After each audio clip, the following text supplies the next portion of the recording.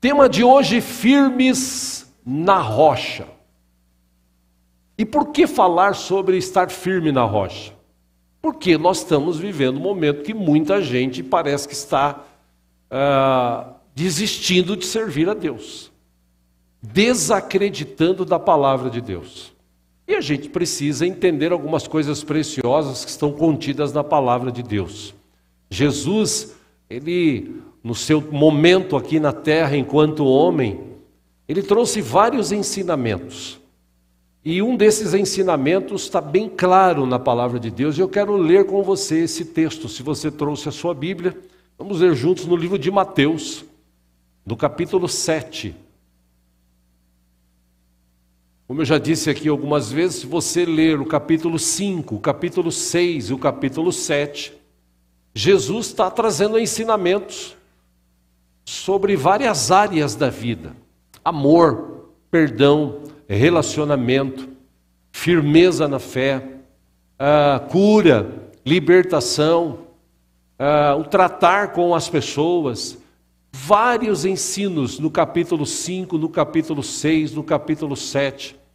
Inclusive ele fala nesse texto sobre a porta que leva à salvação. Essa porta, ela é estreita. A porta que leva para a perdição, ela é larga. Então ele está ali, foi a primeira ministração de Jesus. Esse texto ele é chamado, a partir do capítulo 5, das chamadas bem-aventuranças. Jesus foi trazendo, uma multidão começou a segui-lo. E ele trouxe esse ensino. Foram algumas horas ali ensinando aquele povo sobre o que realmente Deus quer e espera dos seres humanos, das nossas vidas. Jesus começou a trazer o reino dos céus para mostrar para as pessoas aqui, para mim e para você, como funcionam as coisas lá no céu, diferente das coisas da terra. E nesses ensinos, ele foi tratando, falando, ensinando. No final, no capítulo 7, no versículo 24, ele disse assim: portanto, quem ouve estas minhas palavras e as pratica, é como um homem prudente que construiu a sua casa sobre a rocha. Versículo 25, caiu a chuva, transbordaram os rios, sopraram os ventos e deram contra aquela casa, e ela não caiu. Mas por que ela não caiu? Ele explica: porque ela tinha seus alicerces na rocha. Versículo 26, por outro lado, ele diz: mas quem ouve estas minhas palavras e não as pratica, é como um insensato que construiu a sua casa sobre a areia. Versículo 26, caiu a chuva, transbordaram os rios, sopraram os ventos e deram contra aquela casa, e ela caiu, e foi grande a sua queda. Só até aí. Num outro livro, o livro de Lucas, essa mesma parábola, esse mesmo ensino de Jesus, de uma forma até um pouco mais profunda, está registrado, acompanhe aqui no telão, por favor. Lucas capítulo 6, versículo 46, Jesus olha para o povo, depois de ter ensinado todas as coisas relacionadas à vida humana, ele fala assim: escuta, por que vocês me chamam Senhor, Senhor, se vocês não fazem o que eu digo? Eu estou ensinando algo para vocês, para melhorar a vida de vocês, para vocês terem um relacionamento melhor com o Pai, para vocês poderem alcançar as bênçãos dele, a misericórdia dele, a bondade dele. E vocês me chamam de Senhor e tal, mas vocês não fazem o que eu digo. Aí ele conta uma história, uma parábola. Ele usava muito essa questão de comparações. Parábola são histórias comparativas, né? Ele usava muito isso como uma forma, uma figura de linguagem para alcançar as pessoas. E ele diz: olha, eu lhes mostrarei com quem se compara aquele que vem a mim, ouve as minhas palavras e as pratica. Ele diz assim: é como um homem que ao construir uma casa, cavou fundo e colocou os alicerces na rocha. Quando veio a inundação, a torrente deu contra aquela casa, mas não a conseguiu abalar porque estava bem construída. Por outro lado, 49, mas aquele que ouve as minhas palavras e não as pratica, é como um homem que construiu uma casa sobre o chão sem alicerces. No momento em que a torrente deu contra aquela casa, ela caiu e a sua destruição foi completa. E que Jesus quis mostrar? Bom, basicamente é só ler, você já vai entender. Quem ouve a palavra e pratica, tem a sua casa firmada na rocha. Entenda alguns versículos, textos bíblicos, como esses aqui que eu citei, ensinam Jesus como uma rocha. Por quê? Rocha, ela é firme. Dependendo do tamanho da rocha, é difícil você quebrar, destruir. Rocha é sinônimo de firmeza, de boa estrutura. Então, eles assemelham Jesus a uma rocha. E Jesus está dizendo, se você tiver a sua casa, a sua vida firmada na rocha, em Jesus, dificilmente você vai cair. E é interessante ressaltar aqui, como eu digo sempre, Jesus não enganou ninguém. Jesus não disse, olha, venha para mim, você vai viver uma vida de mar de rosas, você vai ficar rico, famoso. Não, Jesus não disse nada disso. Ao contrário, Jesus disse, no mundo vocês terão aflições. Todavia ele disse, eu venci o mundo. E se Jesus venceu o mundo, se Jesus venceu a morte, se Jesus venceu o pecado, lá na cruz, ele nos deu essa vitória. Nós também somos mais que vencedores em Cristo Jesus. Mas nós estamos sujeitos, como ele disse aqui. Se você tem uma casa firmada com bom alicerce, virão tempestades, virão ventos fortes, chuva forte, vão bater contra esta casa. Mas se ela estiver bem alicerçada, dificilmente ela vai cair. Por outro lado, ele diz, tem gente que ouve a palavra, mas não pratica. Ele acha que é difícil praticar a palavra, viver segundo a palavra, debaixo da palavra. Eu já até citei aqui, me lembrei, já citei no passado aqui um influenciador que tinha aí na internet, que era chamado até, parece que ele era pastor também, jovem até, filho de pastor, fazia um trabalho bacana até, né, de brincadeiras e tal. De repente o camarada sai da presença de Deus, vai num podcast aí, é entrevistado, abre o verbo e diz, não, esse negócio de ser crente é papo furado, esse negócio de ser crente, Deus me livre, de ficar cumprindo regrinha de Bíblia e tal, né? E ele inclusive usou essa expressão, eu não pedi para ninguém morrer por mim. Ou seja, rejeitando o sacrifício de Cristo, alguém que um dia estava na presença de Deus e recebeu Jesus como Senhor e Salvador. Ou seja, Jesus está deixando claro para esse povo aqui, eu estou ensinando para vocês um caminho, eu estou dando para vocês um norte. Se vocês olharem para esse norte, se vocês seguirem estes conselhos, a sua vida ela vai estar firmada, porque você ouviu e praticou.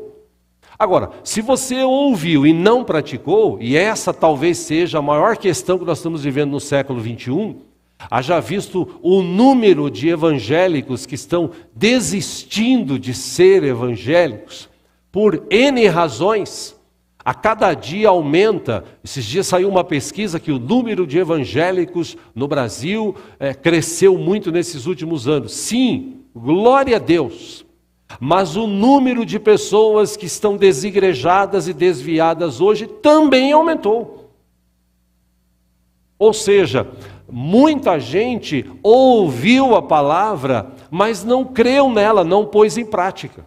E hoje nós vivemos um tempo que o inimigo está de todas as formas, por todos os lados, todos os jeitos, querendo colocar em xeque a palavra de Deus. Será que é isso que está escrito mesmo? Será que isso é verdade? Será que isso realmente aconteceu? Será que Deus pode realmente fazer isso por você? Meu irmão, a mesma serpente que estava lá no jardim do Éden, que colocou em xeque a palavra de Deus junto a Eva, dizendo assim, olha, o que Deus falou? Olha, Deus falou que se a gente comer desse fruto, né, a gente vai morrer. Aí a serpente diz, não, certamente vocês não vão morrer.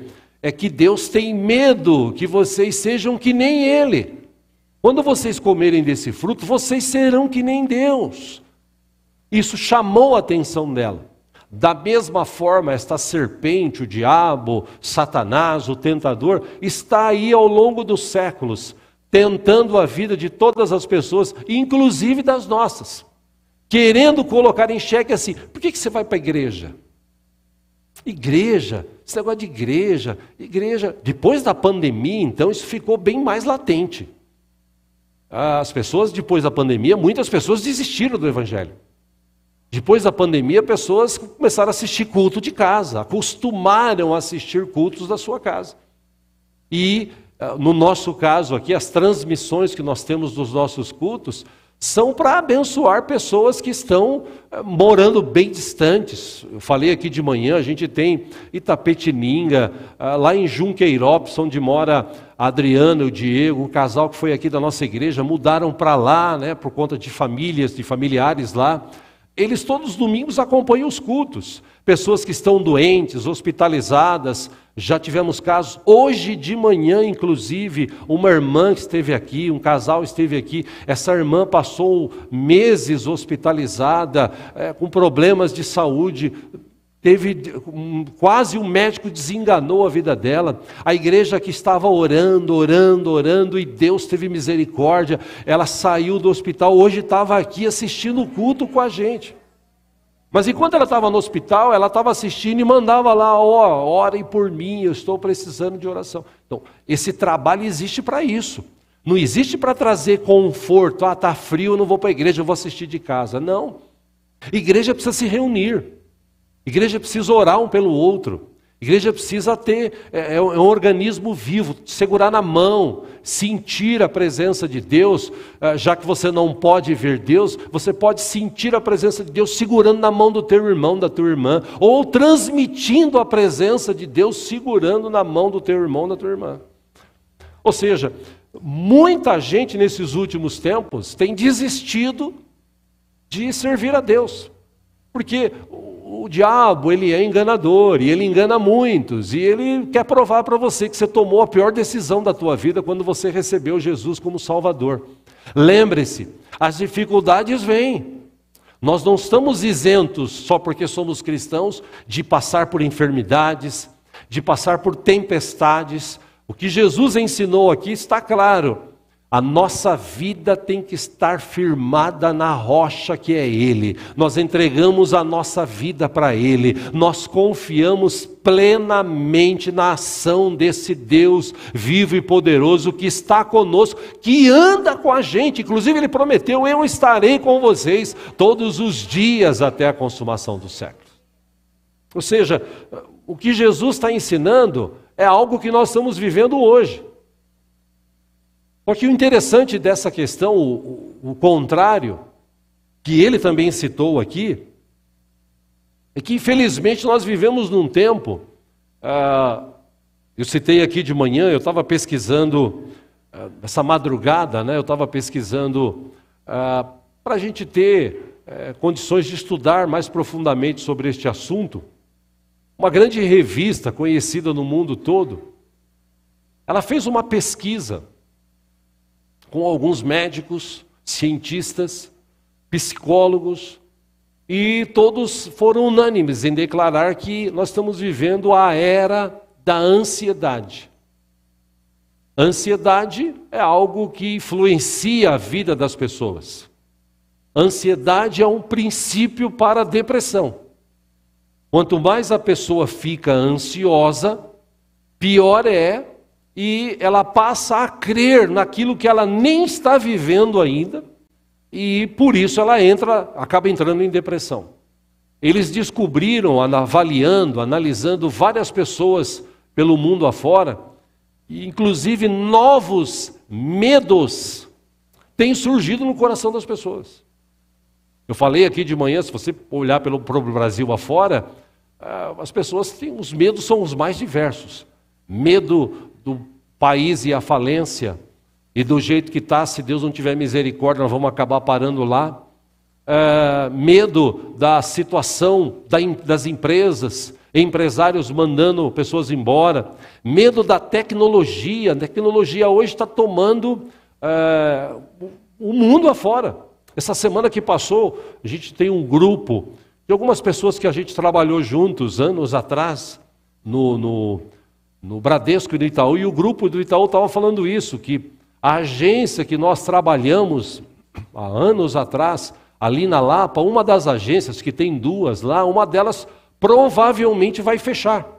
Porque os bancos hoje, eles estão automatizando tudo, e quanto menos pessoas tiver, pessoas dão trabalho, pessoas reclamam, pessoas precisam de horário, enfim, e quanto menos pessoas tiver, melhor para o banco. Ele fatura mais, automatiza tudo, fecha agências. Hoje, pelo aplicativo no celular, você faz tudo, praticamente tudo. Eu falo por mim, eu sou cliente de uma agência ali na Lapa também, do Itaú. Olha, acho que faz uns 12, 13 anos que eu não entro nessa agência. Tudo que eu faço pela internet, pelo computador. Então, nós estamos vivendo uma era que as pessoas elas estão ansiosas. O que será de mim? Vai acabar o meu emprego? E a cada dia a gente precisa se reinventar. A gente precisa confiar. A gente precisa estar mais presente diante de Deus em nome do Senhor Jesus. E esses pesquisadores descobriram que essas questões que o mundo está vivendo hoje, crise financeira, o mundo está vivendo uma crise financeira, crise civil, guerras, discórdias, brigas, né? Essa polaridade terrível que existe no Brasil e existe em outras nações, esquerda, direita, extrema esquerda, enfim, a gente está vivendo crises e isso gera nas pessoas ansiedade. Essa é a grande sacada, se eu posso dizer, do diabo. De levar as pessoas a ficarem ansiosas e começarem a desconfiar. Será que Deus realmente existe? Eu já ouvi pessoas dizendo isso. Se Deus existe, por que acontecem essas coisas? Ora, Deus deu para a gente o livre-arbítrio, nós que escolhemos. E é interessante que nesse estudo, eles descobriram que muita gente hoje que está sofrendo psicologicamente, ou seja, ele nem viveu o problema ainda, mas ele já está sofrendo. A ansiedade é a antecipação do problema. Meu irmão, minha irmã, você não sabe nem o que vai acontecer amanhã. Aliás, eu vou mais longe. Jesus falou, quem de vocês ou qual de vocês pode acrescentar uma hora que seja a sua vida? A gente não sabe nem se vai estar vivo amanhã. Então, para que viver ansioso? Meu Deus, será que vai dar certo aquele negócio? Meu Deus, será que... Não, viva o dia de hoje. Curta o dia de hoje, o domingo ainda não acabou, você está na presença de Deus, Deus está aqui, daqui a pouco vamos participar da ceia do Senhor. Saia daqui, saia feliz, chega na tua casa, curte a tua família, antes de deitar, ore, fale com Deus, agradeça pelo dia, tenha uma noite de sono maravilhosa, e se Deus permitir que a gente desperte amanhã, que seja um dia debaixo da bênção dEle, em nome de Jesus. Para que viver ansioso, ansiosa? Isso quer dizer que as pessoas elas estão cada vez mais descrentes de Deus. E quanto mais ansiosa é a pessoa, é porque mais descrente de Deus ela está se tornando. E eu perguntei aqui de manhã, quem é Jesus para você? Quem é Jesus para você? O que ele representa para você? Uma religião, meu pai e minha mãe vão, eu vou. Uma igreja que eu vou lá, eu conheci uma mina lá, conheci um mino lá. A igreja que eu vou, porque eu gosto de lá, é bacana, tal. Não. Quem é Jesus realmente para você? O que ele já fez por você? Eu posso pontuar algumas coisas aqui rapidamente. Ele morreu no teu lugar na cruz do Calvário. Ele deu a vida por você. Se você o recebeu, ele perdoou os teus pecados. Ele sustenta você todos os dias. Ele guarda a tua vida. Ele anda contigo. Eu posso pontuar mais coisas. Mas você já parou para pensar quem é Jesus para você? Hoje as pessoas estão potencializando os problemas, potencializando as dificuldades. Eu citei aqui de manhã, tem gente que às vezes nasce um caroço no dedo, ele já pensa assim, ai meu Deus, será que é câncer? Ai meu Deus, ele nem sabe o que é. Ele já está sofrendo, já está ansioso. Eu vou no médico, vou fazer um exame. Meu irmão, eu citei aqui de manhã, eu vou dar uma dica para vocês agora da noite. Meu irmão, minha irmã, você quer ter uma vida mais abençoada? Foca menos em você, foca mais nos outros. Quanto mais você se dedicar aos outros, abençoar os outros, menos problemas você terá. Porque a Bíblia ensina isso. Segundo, foca menos nas doenças, nos problemas, foca mais em Jesus, o autor e consumador da nossa fé, aleluia. Os discípulos que estavam sendo treinados por Jesus, talvez essa pergunta ficou bem respondida depois de um fato importante que aconteceu. Está lá no livro de Marcos, capítulo 4, acompanha aqui no telão, versículo 35, diz que naquele dia, ao anoitecer, disse ele aos seus discípulos, vamos para o outro lado. 36, deixando a multidão, eles o levaram no barco assim como estava. Outros barcos também o acompanhavam. 37, levantou-se um forte vendaval, e as ondas se lançavam sobre o barco, de forma que este foi se enchendo de água. 38, Jesus estava na polpa, dormindo com a cabeça sobre um travesseiro. E eu sinceramente não sei como é que Jesus conseguiu dormir. Porque quem já andou de barco pequeno aqui sabe que o tempo bom, o barco passa na onda, ele balança. Você fica até enjoado. Imagina um vendaval, o barco para lá, o barco para cá, os caras lutando, alguns deles pescadores profissionais lutando e nada, e Jesus dormindo. Aí o texto diz que eles acordaram e clamaram, mestre, não te importas que morramos? 39, ele se levantou, repreendeu o vento e disse ao mar, aquiete-se, acalme-se. O vento se aquietou e fez-se completa bonança. Então perguntou aos seus discípulos, por que vocês estão com tanto medo? Ainda não têm fé? 41, eles estavam apavorados e perguntavam uns aos outros, quem é este que até o vento e o mar lhe obedecem? Este é Jesus Cristo, o Rei dos Reis, Senhor dos Senhores, o nosso Deus que está conosco aqui nessa noite. Esse é o nosso Deus. Então, por que eu vou viver ansioso? Por que eu vou viver preocupado? Se eu tenho um Deus que pode repreender inclusive tempestades. Se eu tenho um Deus que pode dar uma palavra apenas, um estalar de dedos, um piscar de olhos, Deus pode mudar a história da minha vida, pode mudar a história do Brasil, pode mudar a tua história, a história da tua família. Ele tem poder para fazer infinitamente mais, além daquilo que a gente pede e pensa. Ou seja, esse é o Deus que nós servimos. Então, ou a gente se firma na rocha, ou a gente vai fazer como muitos aí que estão sucumbindo. E nessa questão de sucumbir, o pastor Jackson citou aqui na quinta-feira, na ministração, que ele trouxe, falando sobre Pedro, e uma das citações dele, sempre eu me questiono sobre isso. Lucas 22, 31, acompanhe aqui, Jesus está tratando com seus discípulos, ele diz assim, Simão, Simão, Satanás pediu vocês para peneirá-los como trigo. Mas eu orei por você para que a sua fé não desfaleça. E quando você se converter, fortaleça os seus irmãos.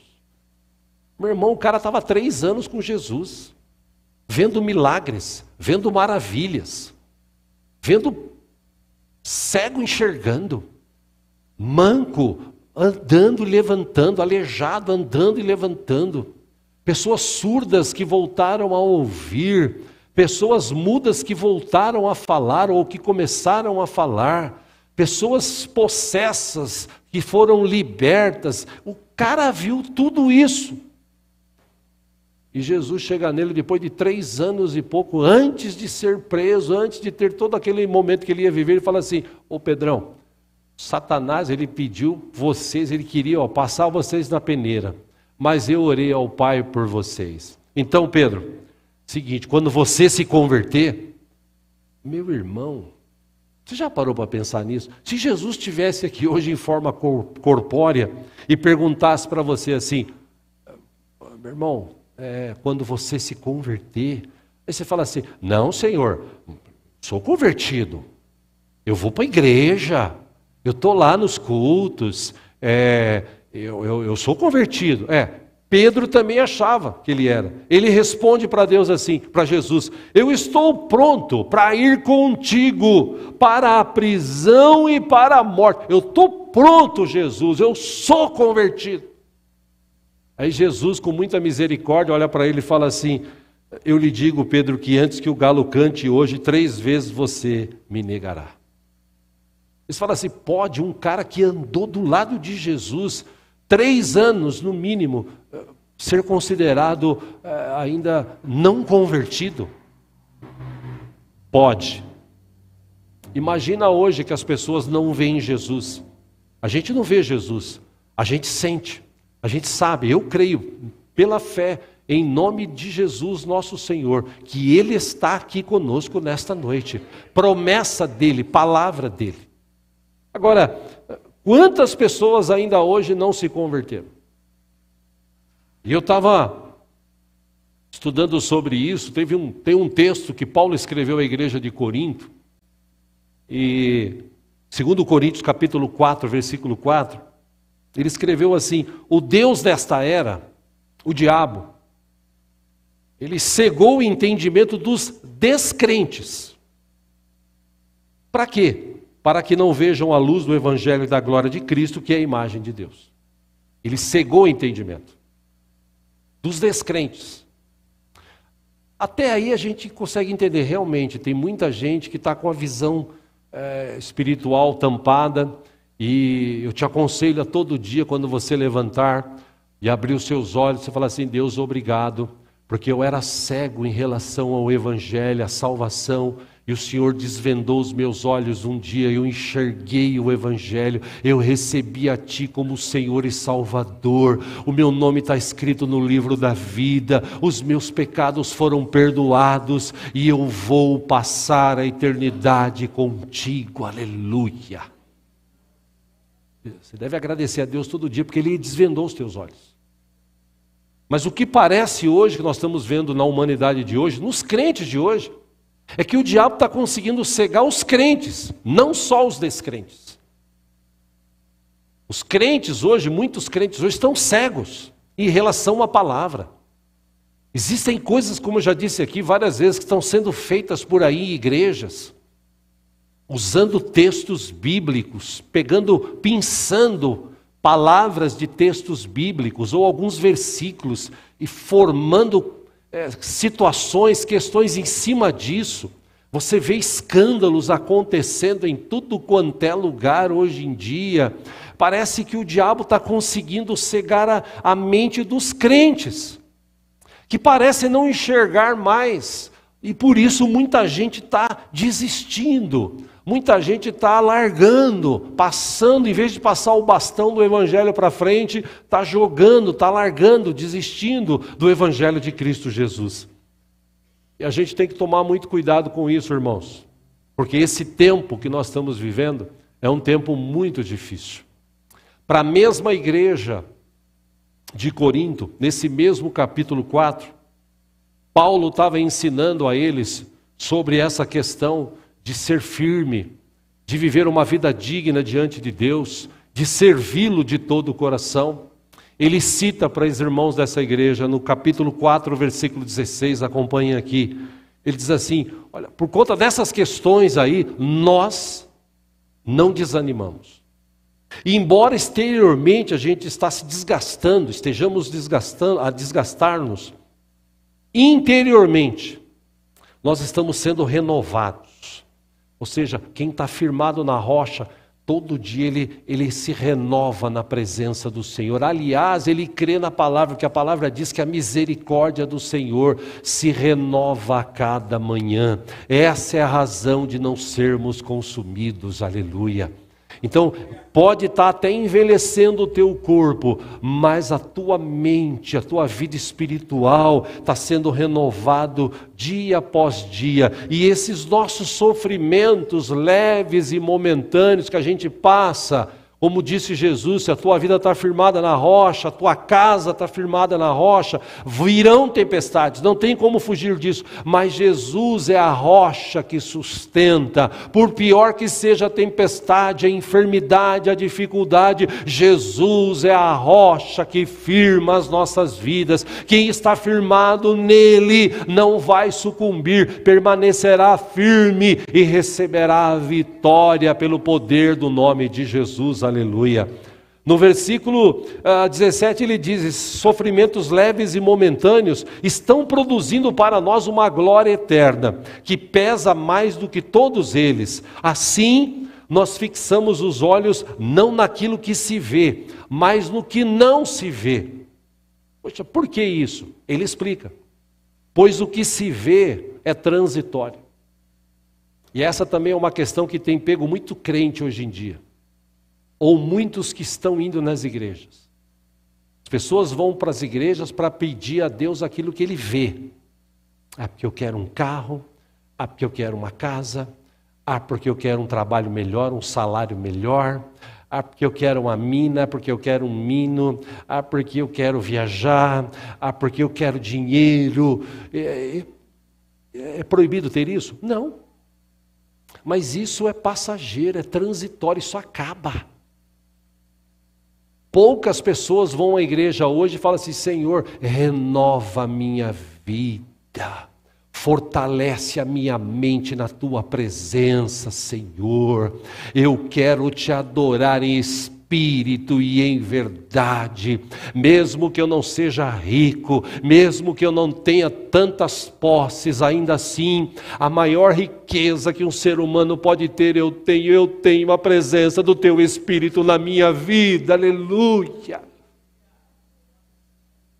Essas coisas são eternas, mas o diabo permite essa expressão, tão bom em enganar, e as pessoas vão à igreja e não conseguem o que elas querem, e as pessoas acham que Deus tem que fazer o que ela quer. Dá para ela o que ela quer, o que ela acha e tal. E na verdade Deus já nos deu, Deus já nos abençoou com toda a sorte de bênçãos das regiões celestiais. O problema é a mentalidade das pessoas hoje. Eu estou te trazendo essa palavra para que você possa verdadeiramente firmar a tua vida na rocha. Se você trabalhar honestamente, se você se esforçar estudando, pode ter certeza que portas serão abertas, recursos serão enviados, porque a palavra de Deus garante isso. Quando você é fiel a Deus, quando você trabalha honestamente, quando você abençoa a empresa onde você trabalha, mesmo que o patrão não seja cristão, se você abençoar, se você orar, Deus vai abençoar a tua vida, Deus vai suprir as tuas necessidades. O problema é que, infelizmente, hoje as pessoas estão sucumbindo. E eu quero encerrar aqui trazendo esta palavra para você. Quero te aconselhar a ousar, a viver pela fé.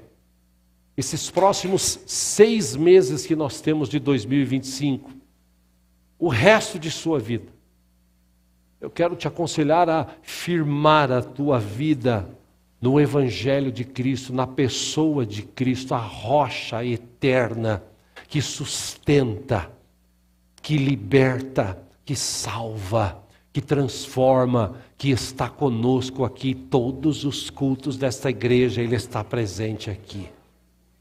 Ou seja, não deixe a ansiedade tomar conta do teu coração.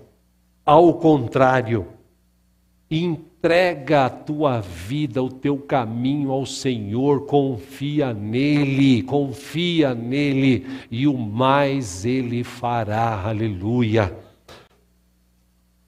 Quando você tem ansiedade, é sinal que você está preocupado. A preocupação, eu já disse aqui, a ansiedade, você quer antecipar algo que ainda não aconteceu. E infelizmente muita gente está vivendo isso. E quando você é ansioso, quando você se preocupa muito, você está estragando o seu presente. O presente é hoje. Aliás, a própria palavra diz, é um presente de Deus para você e para mim hoje. A gente está vivo, estamos respirando, estamos aqui na presença do nosso Deus Todo-Poderoso. Ou seja, ou você firma a sua vida na rocha que é Jesus, ou você vai sucumbir com o tempo. Por último, eu quero te trazer uma história aqui, um estudo que foi feito. E eu li isso, certa vez no passado eu me lembrei disso. O crescimento do tubarão, ele oscila devido ao lugar onde ele vive. É um estudo profundo que foi feito sobre isso. Se você colocar um pequeno tubarão recém-nascido num local aí de 80 centímetros, 1 metro, ele só vai crescer do tamanho que ele está ali. É incrível esse estudo.